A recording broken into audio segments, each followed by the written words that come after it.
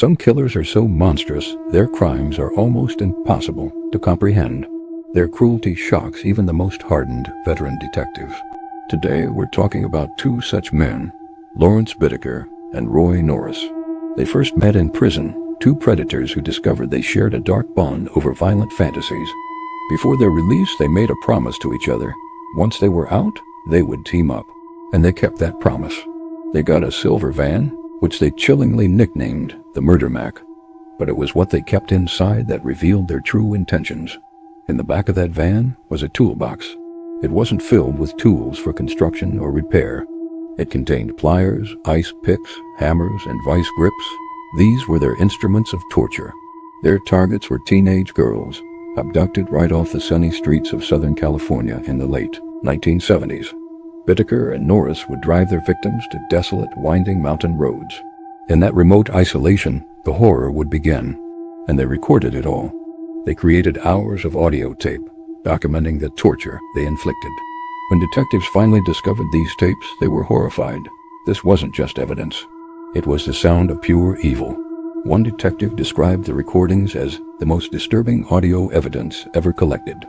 Another seasoned officer, a man who had seen it all, admitted he couldn't handle it.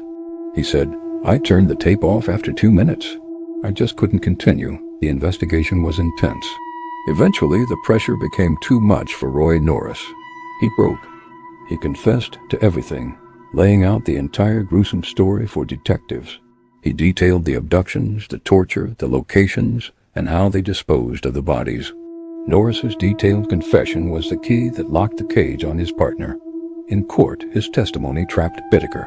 When the prosecution played excerpts of those horrifying audio tapes, it was reported that jurors openly wept. The sounds were just that unbearable. In the end, Lawrence Bittaker was sentenced to death for his crimes. Roy Norris, in exchange for his testimony, received a sentence of 45 years to life. But here's the most terrifying part of this entire story. Officially, there are 5 confirmed victims.